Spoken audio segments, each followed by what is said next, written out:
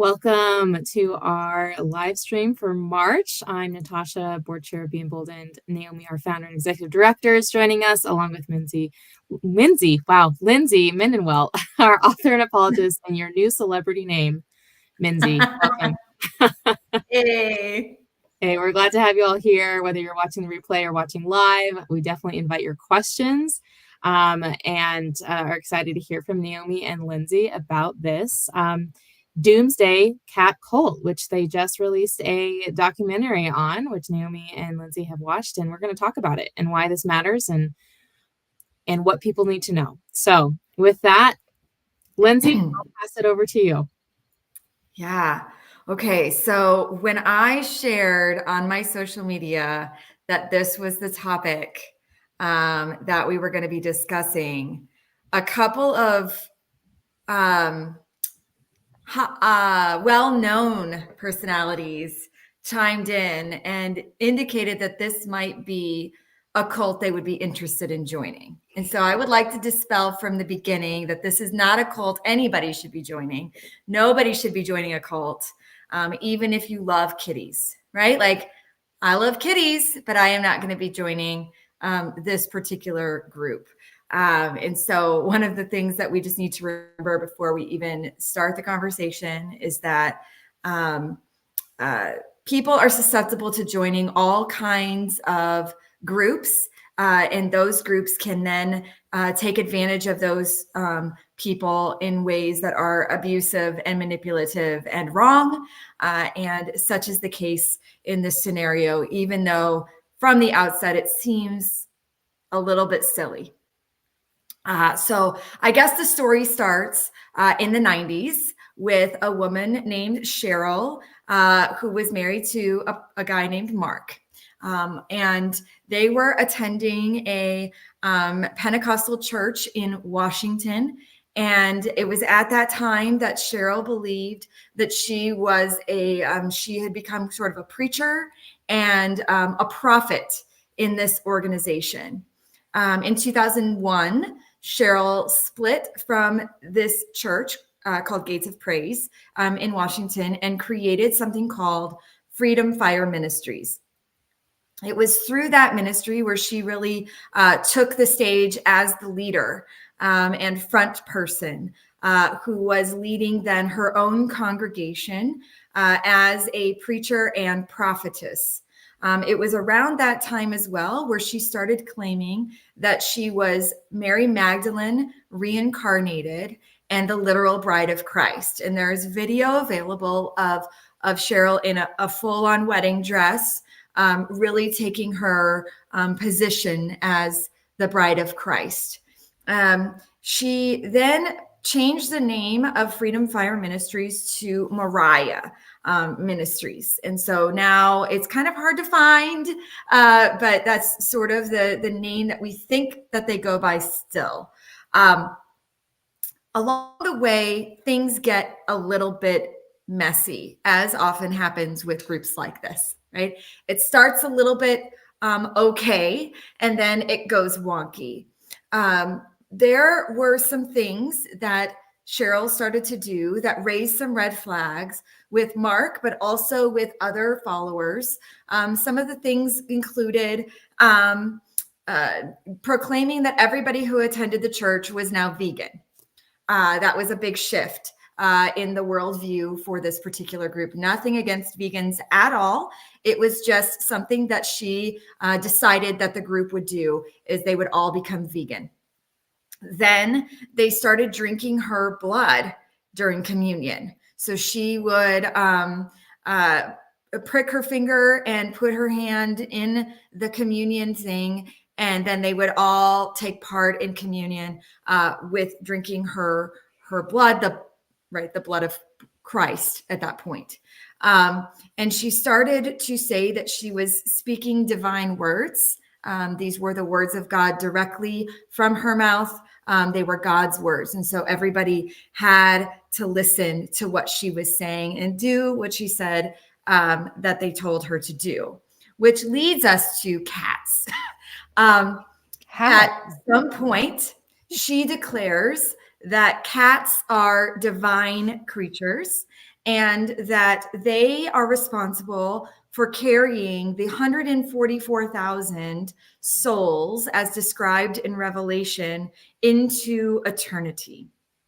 And so the people in this group begin something called Eve's Garden, or Eva's Garden, I think, or Eva's Eden. Sorry, Eden. That is a cat rescue facility, and members of this group, this cult, I'm going to call it what it is, it's a cult, have to adopt cats. And it's not just like, I have 3 cats and that's a lot of cats, but 20 upwards to 40 cats in each house. And they were being adopted directly from this organization, this nonprofit that Cheryl had established. And the members were required to not just adopt them, but pay Cheryl for these cats and whatever it took to care for these cats, right? Like it was like a care package that they had to buy per cat. So it was another income stream. There are several other red flags associated with this group, but that sort of gives you the overarching view. They, at one point, I think it was around 2013, they uprooted from Washington. They're no longer in Washington. They're actually in the Midwest now. They're in Kentucky. They moved to Tennessee and then they moved to Kentucky. So currently they are in the state of Kentucky, as far as we can tell. And they are still in existence. How then did we get information about them? There is a podcast called the Opportunist Podcast that has a 4-part series on this group, but there's also a documentary that just dropped, The Curious Case of, and it's, I think, Doomsday Cat Cult is the title that they went with. And it's 1 episode in this series of curious cases covered in this docuseries on Prime. And this one is about 2 hours long, and it features former members as well as Cheryl, the leader's, her ex-husband is a part of this docuseries, and gives a lot of insight into Cheryl, but as also what the group believes. So that is the starting point. Any questions? Thank you, Lindsey, for that overview. For those of you who don't know Lindsey, we love having her on here because she is such an incredible researcher, and she just can summarize what's really complex in a very succinct amount of time. So thank you, Lindsey, for that overview about this group. And so kind of my next question is, why does it matter that we're talking about this group today? I mean, Lindsey, you mentioned people are like, I would join this group, presumably because they like cats. And we're going to say, that that's not a good reason to join a group. But why does it matter that we're talking about this group today? Well, and I'll jump in there because I was following the thread too. And Lindsey and I, we know that they were being playful. So like they're sweet kitty cats, like being playful, like, oh, well, could this be actually the cult that's okay because cats are great. And there are a lot of good people out there that love cats. And so Lindsey and I included, we love cats. Natasha, I know you love my cats, so you're okay. Who doesn't love Solomon? Come on. He is the best cat for anyone who needs to know. So I know it was playful. And I think even as I said to Lindsey and Natasha before we started recording, when we see something like Doomsday Cat Cult, I mean, it's more tempting than if you're going to talk about, say, if you were going to talk about Jonestown or something like that, you're not going to laugh about that. Like there isn't anything laughable. There isn't, even from like the onset, there isn't. And when you see this cat part, it is a little bit more of a temptation to laugh about. And again, I'm not coming at anyone who was in the chat. Like it was playful and people didn't know anything about it. So that's not what's happening here. You all are great. If you're watching this, we love you. We appreciate you. We're here with you. But like, even for myself, as I started looking into this, it was like, it can be hard again, not to, in a scenario like this one, when there's something that seems so out there, to not find it laughable and to have that sense of reconnection with, oh no, I mean, they arrived at cats. They didn't start at cats. And I think that's a really key point here is things escalate over time. That's a common thread that we see. Right. And that's a big reason why we're talking about this. Going back to your question, Natasha, is what are these common threads that we notice that people can be equipped with to help them with prevention of victimization or re-victimization, depending on what their history has been. And so one of the big points that I think this group highlights so well is the authority, the influence that someone can have over time when it's a slow burn and it just grows. And all of a sudden, wonky things like this can happen where people are believing this about cats, even if they aren't fully believing it. And I believe the people who were in the documentary, the docuseries episode, who are sharing like, we didn't like this. Like we were crying. I mean, that's a lot of cats. It's a lot of litter boxes. They're everywhere. They're clawing, they're peeing, they're smelly. Like this was stressful. They were to take care of the cats before they took care of their own families in the morning. The cats were supposed to be all perfectly groomed and cleaned. And I mean, they were being worshiped essentially and how they had to be cared for. It's like they were the kings and queens of the house, these cats. And so and the financial burden, because they had to continue getting the special food and the certain litter and all of that through Cheryl all along the way. So this is a financial burden. She's getting it bulk. They're not paying bulk prices. So all of this undue hardship on the family.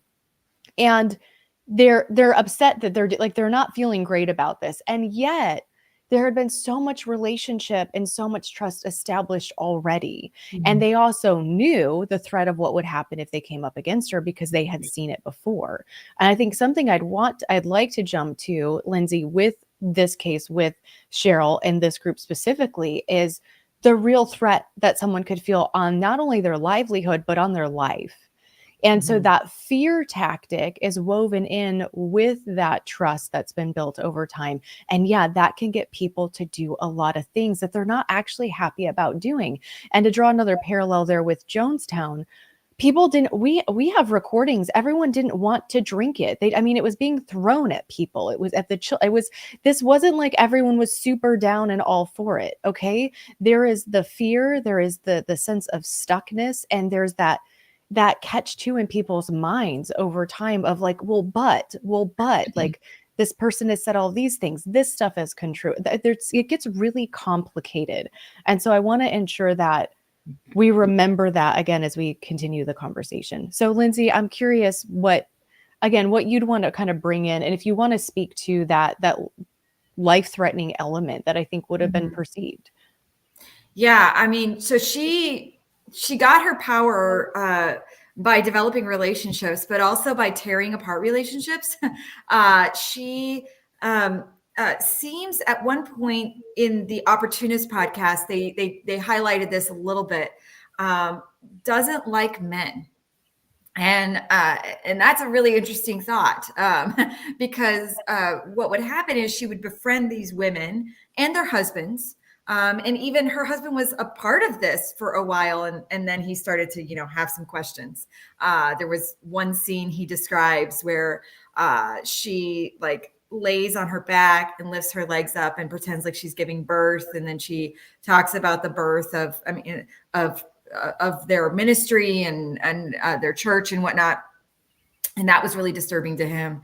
At one point in the documentary, they talk about this alleged attempt or conspiracy to take the life of Mark and to kill him.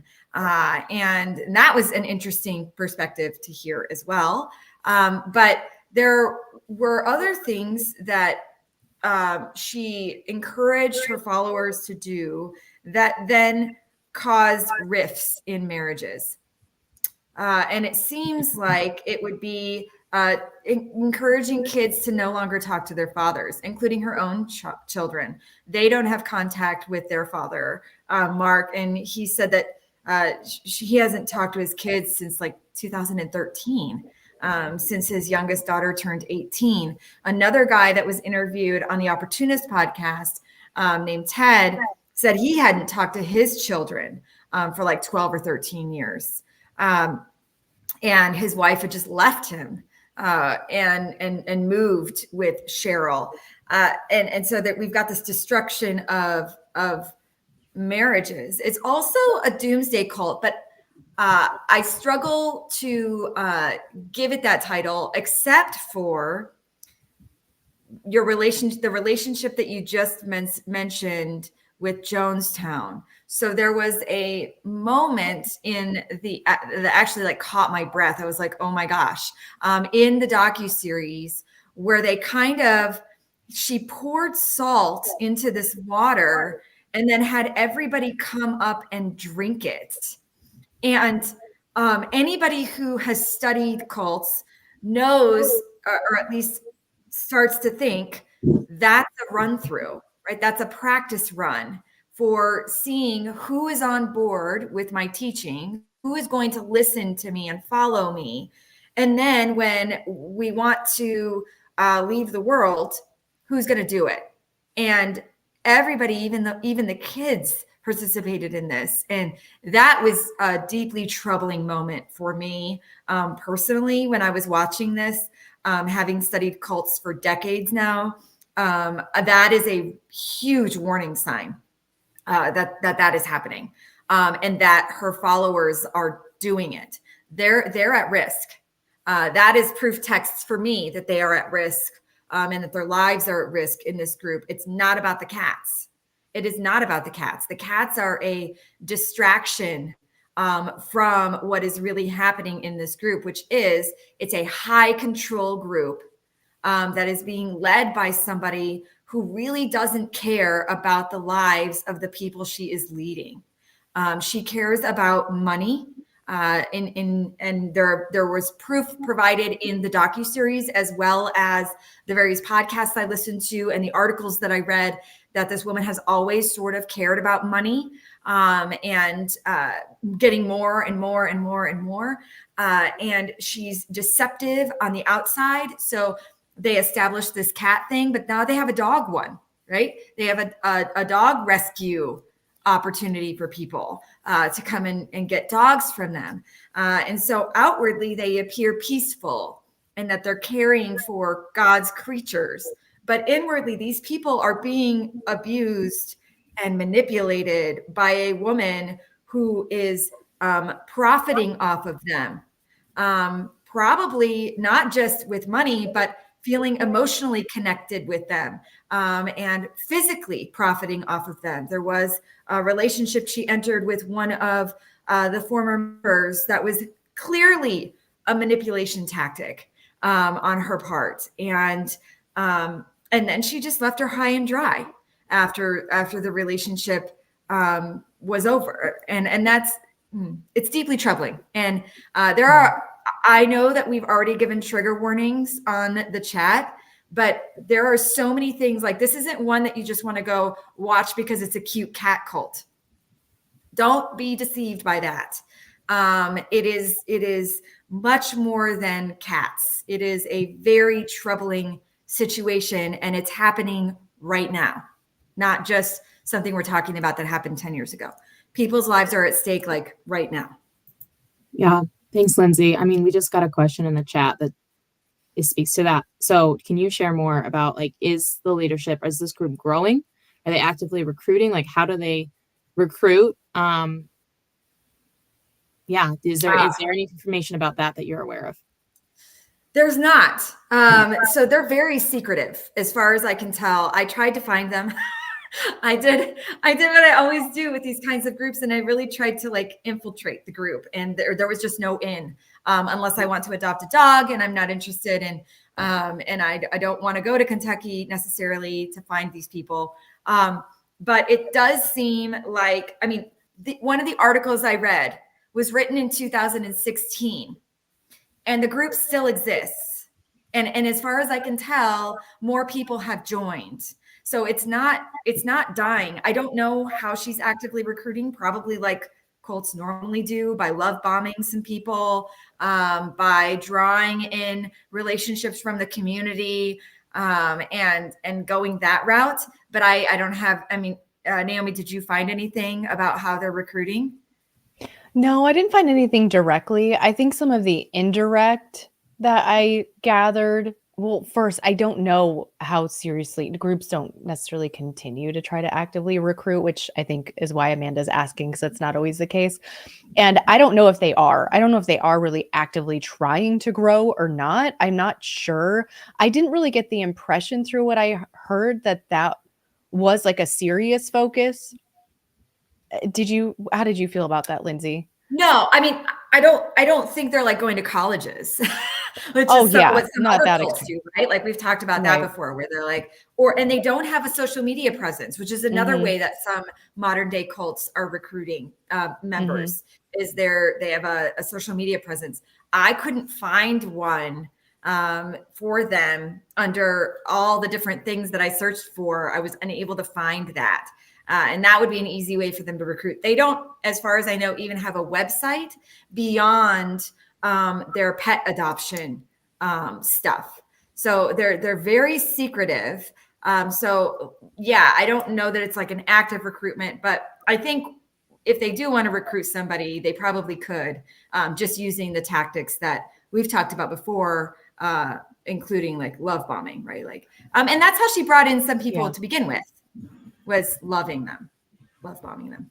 Yes. Yes. And I can definitely see the pet rescue and adoption being, I know it was references like it's just a cover for what's going on behind the scenes. I can absolutely see where that would be the case. I can also see where it would be a way to meet people. I think of other groups I know where they have storefronts or they have coffee shops or whatever it may be. And you know, it's an opportunity to create relationships, then invite into a service or whatever it may be. And so I could see that being a way where it's used. I don't know if it is being used that way, but I could definitely see the possibility of it. They come in, oh, do you want to volunteer, be a part of like this mission of the rescue? And then you get to kind of see more behind the scenes over time if trust is established. But the impression I have of how Cheryl is operating is I think if she was going to, I could be mistaken here. I'm kind of speculating based on what I've looked into and what Lindsay's sharing today. I think there would be something she wanted from that specific person. Again, with it not being like a super, like, we're trying to really grow. I think if she wanted something from someone, I think that would be a motivator. But my impression at this point is it might be more specific. Like we saw with Rick, who allegedly had tried or was going to attempt to kill her ex-husband, Mark. And it was create this relationship. Almost immediately, it sounded like started talking about how Mark's got to go. You know, Mark needs to. And so there was, and as soon as then he didn't do what he was supposed to do, like he was out, he was done, he was cut off. So I get the impression that if she's going to invest in recruiting someone, it's because she wants them to do something, or she would want something that they have, like Mary with that awful abusive interpersonal relationship with her. That was just so incredibly unethical and wrong, and heartbreaking to hear about how she was used. And she was playing music, and so there was a connection, something that Cheryl wanted from her and wanted her to do for her congregation. So I think it would be more targeted on, oh, I want this from this person, or yeah, I want to get the police on my side, because if my ex tries to check in, do the welfare check on the kids, the adult kids, which he tried to do, the police are then saying, oh, you're the bad guy, and so don't ever come here, and don't ever. So I think that's going to be more of her just making sure she's getting what she wants in the way that she wants it. Yeah. I think that money is a big driving force for her. If you have resources, she might want them. I know that when they moved to Tennessee initially, part of the goal was to just gather property and purchase property and land, which, as far as I can tell, they did. The group did. But I don't know who she keeps around, who's in her inner circle. I don't know who's pulling the strings besides her. It's unclear because we're not part of the group, right? Like we're not in the in group. And so because we're on the outside, we can make a bunch of assumptions based on other groups that we've studied and other groups that we are familiar with. They seem to follow the same pattern. Cults like to stick to a particular pattern when it comes to things. I think the labeling it a doomsday cult is appropriate just because it could end up being a doomsday cult. This could be the cult that we see another, unfortunately, Jonestown situation. And I'm hoping that that's not the case. When we talk about cults, I'm not going to name other cults at this point, but we've talked about, why do we care? Why are we talking about this cult? Why are we bringing attention to it? It's not necessarily because we're rescuing people from the group, right? We're not going and rescuing people and pulling them out. It's to prevent people from joining. And to prevent people from being sucked into groups like this one. What are the signs you can look for that maybe is not appropriate in leadership that can prevent you? You can, then see red flags and not join a group like this one. That's why we talk about them. They're interesting, but we have to remember that these are real human beings who are being, in some cases, abused by this woman. It's more than cats and dogs at risk. It's human lives. Absolutely. And I would love to actually go through some specific quotes that I wrote down here and just expand on those a little bit. I think we could have a good opportunity because of the nature of some of the statements she made that are completely unbiblical, and yet she's playing off of Christianity. So it's certainly not Christianity. And I don't know that she's even fully claiming that it is. I'm not sure. She's bringing in a lot of elements from different world religion, different worldviews. And so I don't really know what her claim is on that. But there are times where she's obviously pulling from Christian elements. And so I just want to mention a few of these. There's one where, so she ends up getting to the point over time where she says that she is the bride of Christ. Now she ends up then being like, she's the female Christ. So it escalates from there, but she starts out with, which let's just pause there. It's the same thing's going to stay true.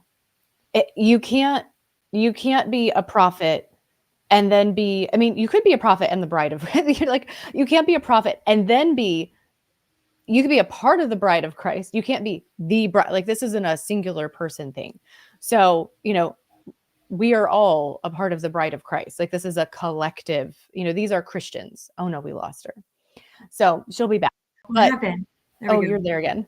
So Sorry. These are Christians. When we're talking about the bride of Christ, we're talking about Christ followers. So this isn't like a singular person. This is making it too human of like a bride and a groom. Like, we're making it too literal if we're saying this is like one woman who is now the bride of Christ. So she says this and literally goes as far as she's dressed up in a wedding outfit, has a veil, and like pulls the veil up and says basically, "Ta-da, here I am." I mean, like, Lindsey, hey, ta-da, here I am. I'm back. If this keeps happening, obviously I don't know what to do, but we'll just keep You're rolling. fine. Live. So that was one that I wanted to pause on. Lindsey, do you want? I just want to pause in case there's something you want to jump in and add. I mean, that video of her in a wedding dress is really bizarre. I was hoping I could find more on that alone. I was like, I would love to watch the whole thing on that piece, but we didn't. So the bride of Christ is language that we find in Scripture, right? And it's in Revelation, I think. It's in so let's see, Revelation 19. Let us rejoice and exalt and give him the glory, for the marriage of the Lamb has come and his bride has made herself ready.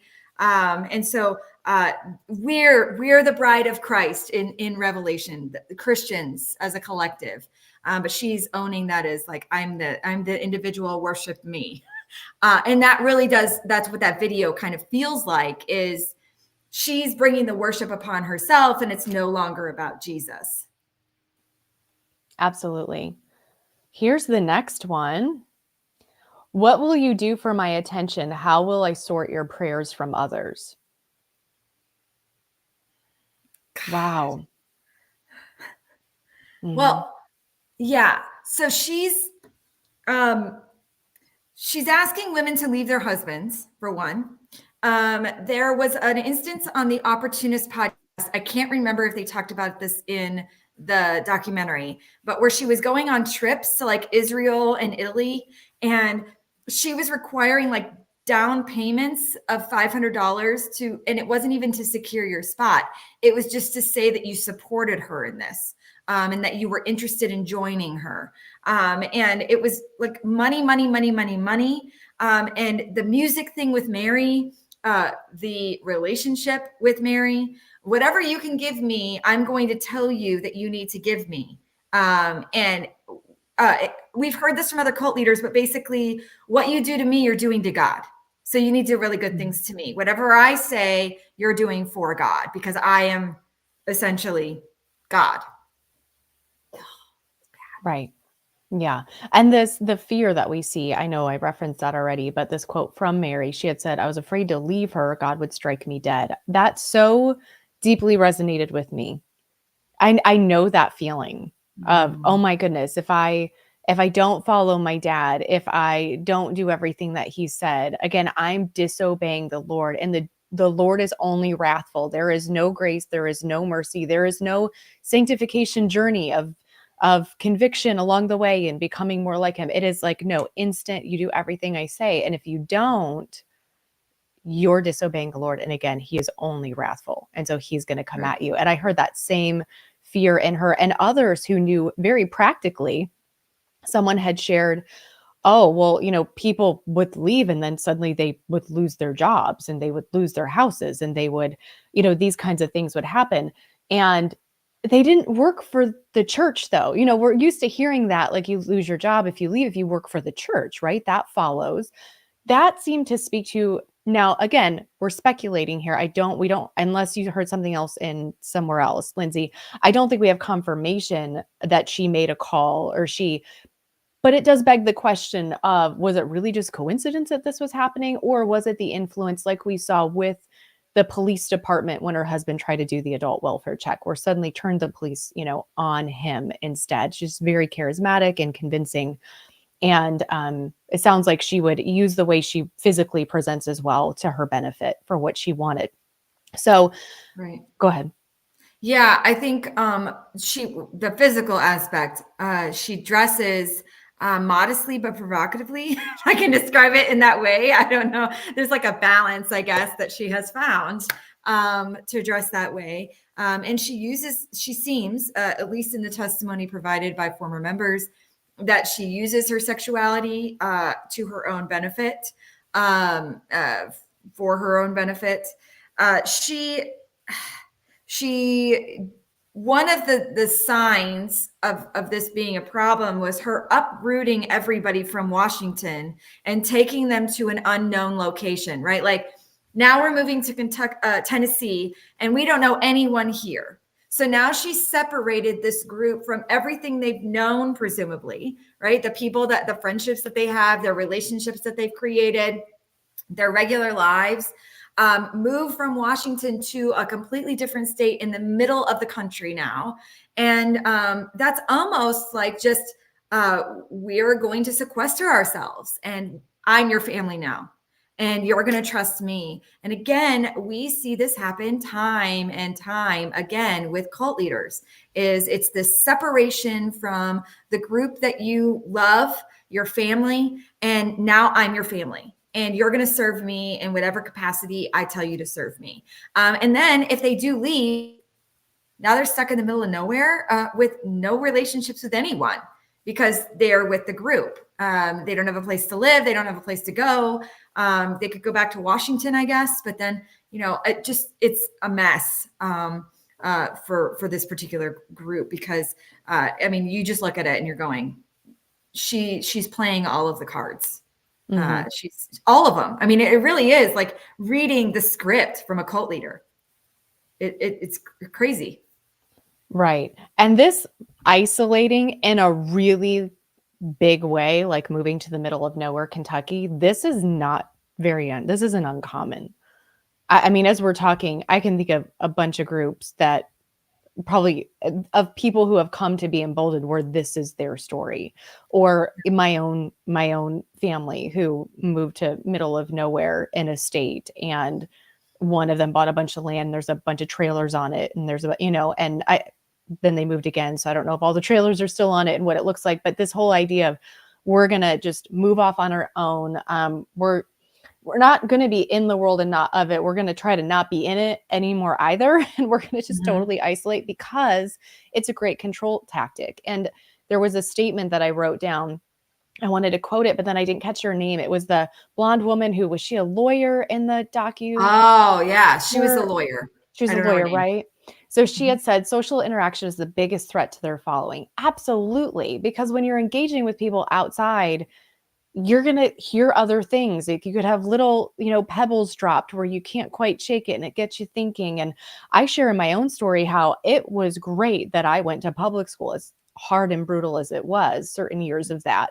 It's not fun to be a middle schooler looking the way I looked in the environment I was in, but it did actually help me because I wasn't off the grid with only my own. And so the Lord definitely used that in my life as a win.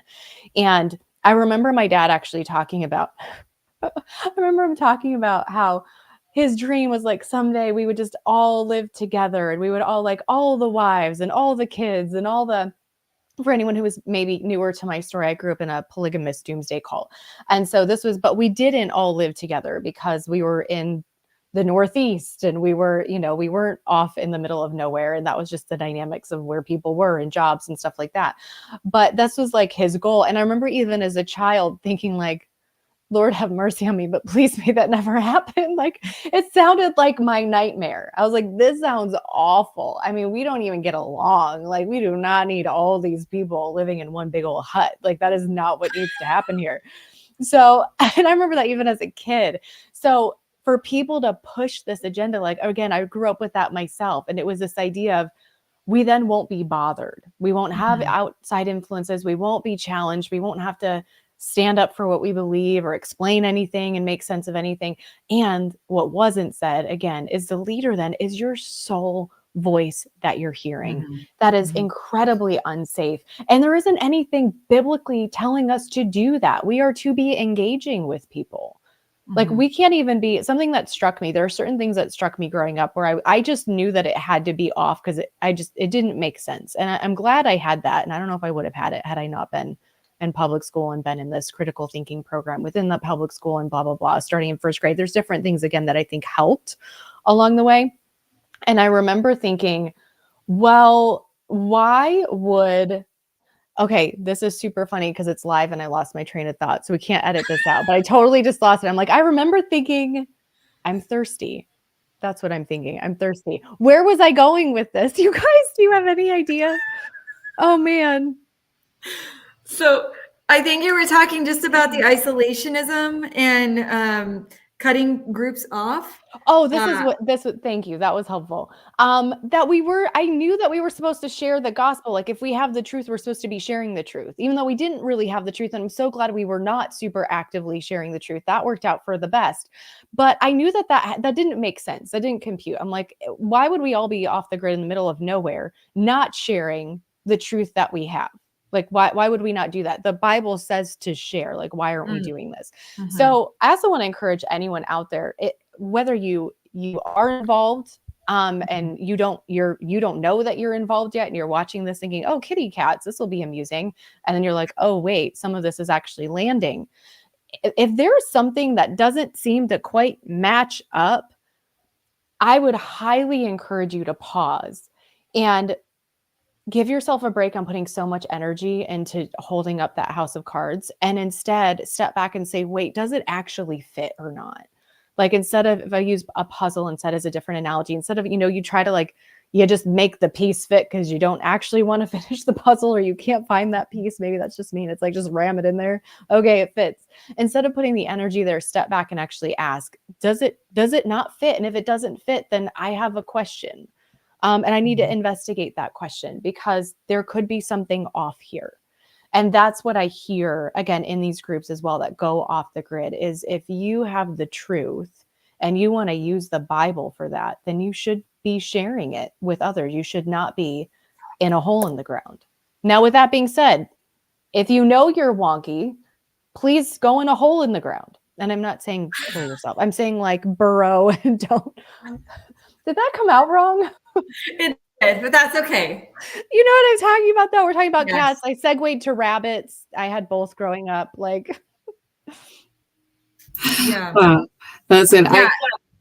I just want to, there was a question in the chat about the leadership structure, and I just thought it was good to highlight, like, not necessarily to dig into the specifics, because like you said, it's a secretive group, so we may not know anything, but I think you already kind of highlighted the leadership structure is one person making all the decisions and deciding where to go, and they have influence, and that's, Cheryl. So I don't know if you want to speak any more to that, of like what the leadership structure is and maybe how that relates to other groups or common kind of power tactics. But that's kind of what I'm hearing in this conversation to answer this question that Amanda had.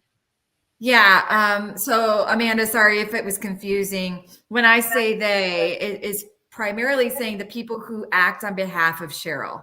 So Cheryl gives the dictates and they follow through with whatever she says. And so she's the key leader as far as we can tell. There's no man in the leadership. We don't think, and whatever that. And then under her are the people that she wants to control, that she has really good control of, who then kind of police each other at some point. But for the most part, she's the person in charge. One interesting thing about what Naomi just talked about with regard to isolationism, it's happening today. And a lot of times people are like, but how can that happen with the internet? Can't people Google things? You will be surprised the number of people who don't use social media or who don't use the internet or who don't have cell phones, especially people who are in groups like this one. One of the things that we've learned as people have left Scientology, for example, is that they discovered that things were wonky when they accidentally got leaks from the internet, right? If they, Ron Miscavige, who is the father of David Miscavige, Ron escaped Scientology. But one of his insights was he accidentally stumbled upon something while he was on like a Kindle or an e-reader. And it was by complete accident. He wasn't intending on searching for things. And then that just led him down a rabbit hole of discovery and realizing like, whoa, things are really bad here, right?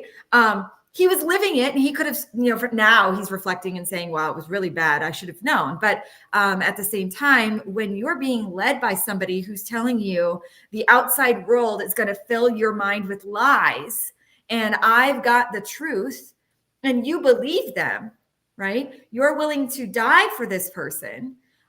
You're going to keep yourself as pure as possible, right? And purity is a big thing that Cheryl talks about in this group. Is you have to remain pure in her mind, not necessarily in the way Scripture describes purity, right? And part of that is keeping your mind only on the things that she teaches.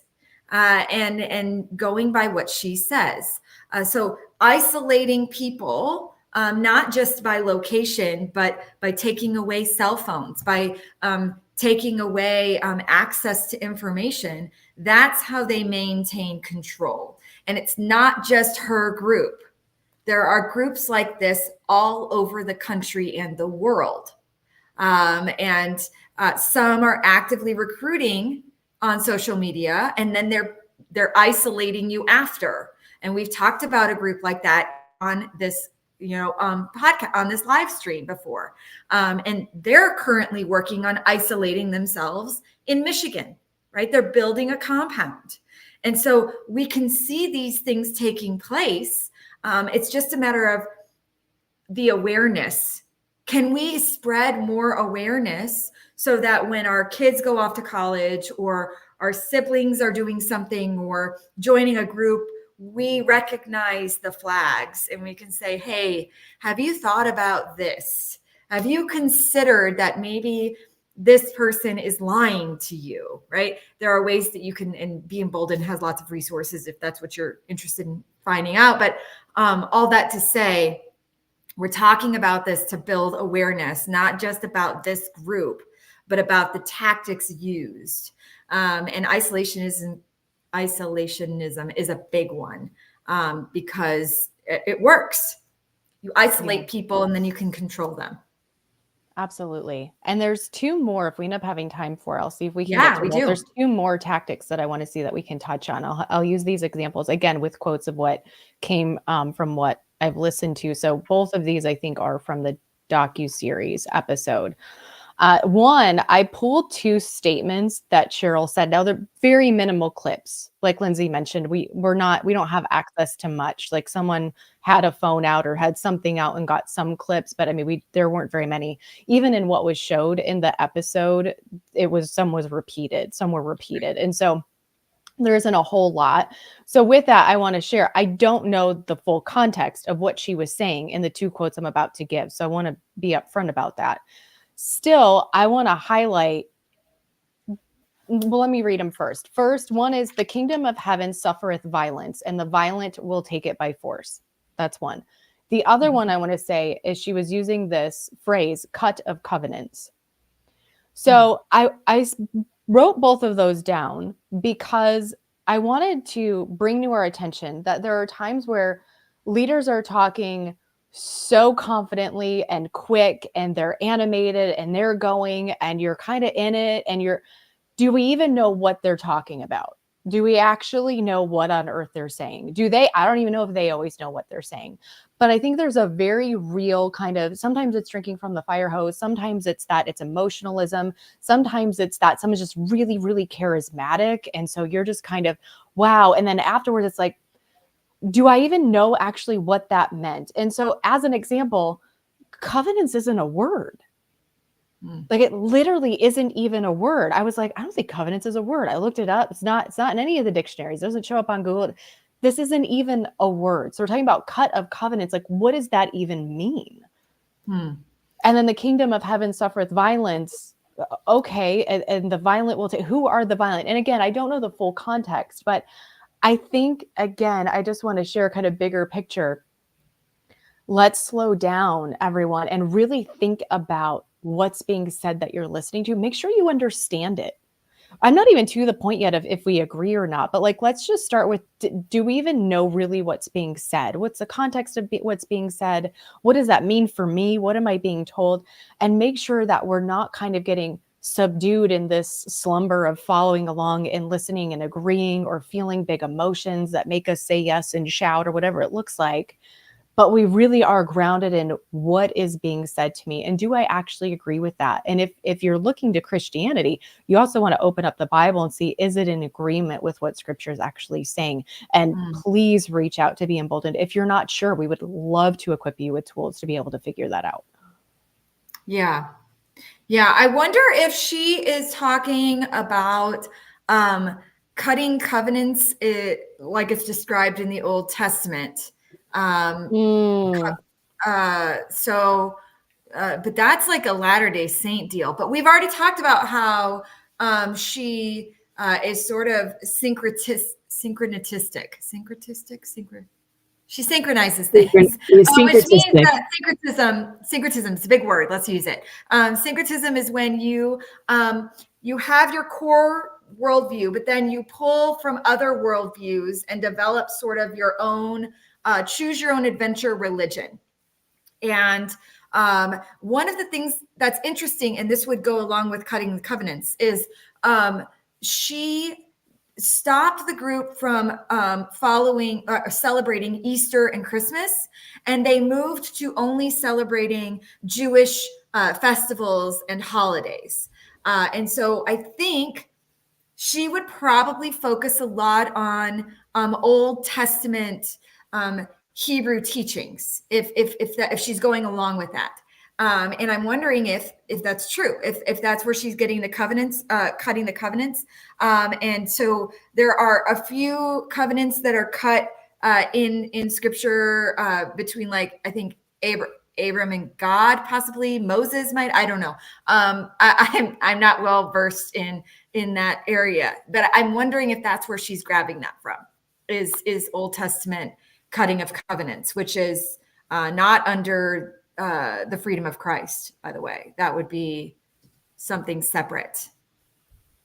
I'm trying to pull it up right now in the King James Version. Mm-hmm. And it still doesn't look like it's saying covenants. It's covenant.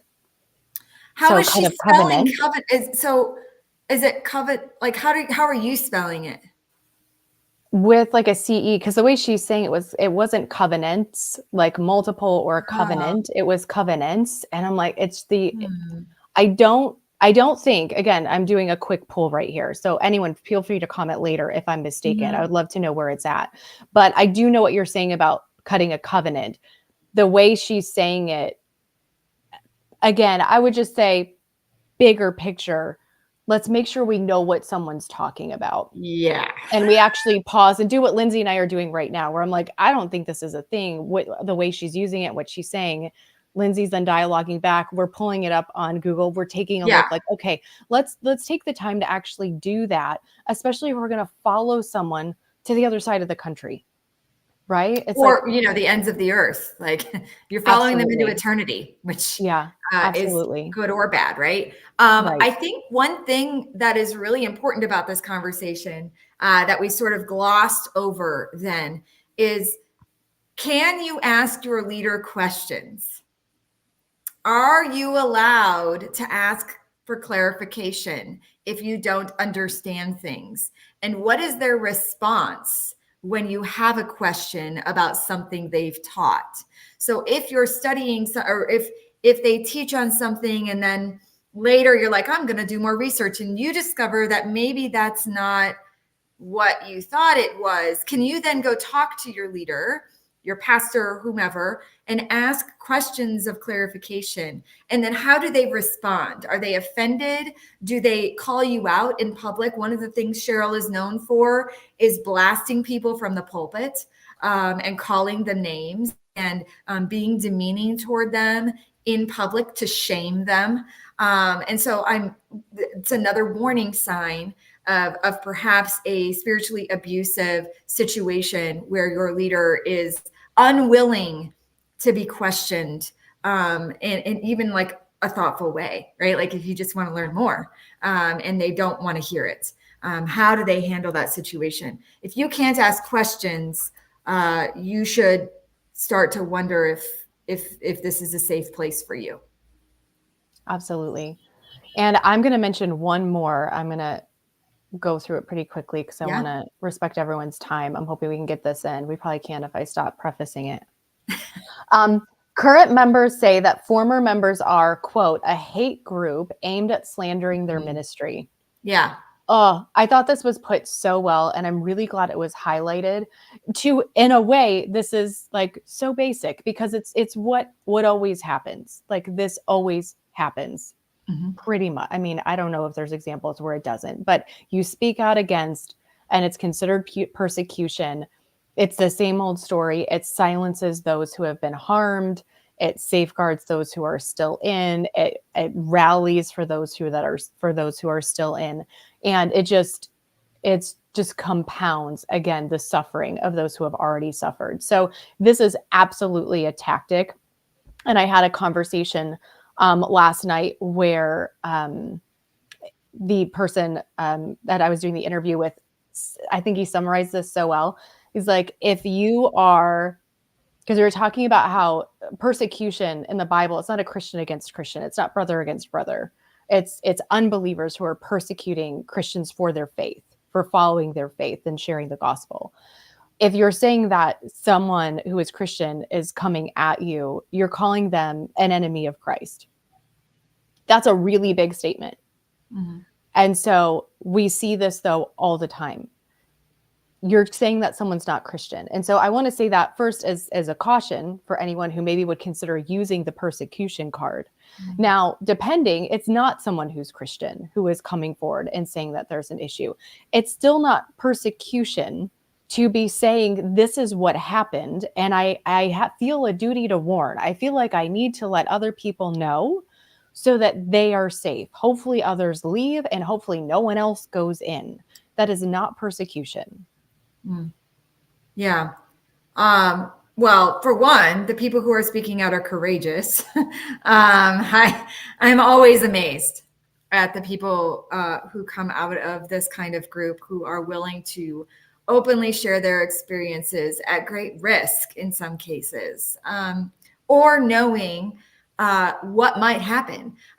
We see this. I'll call Scientology out again. Why not? One of their tactics is, if you are a high-level member who leaves, you're probably going to get a website created against you, right? And it's going to be like, I'm thinking of the late Mike Rinder, who left Scientology and then was very outspoken against Scientology up until the day that he died recently.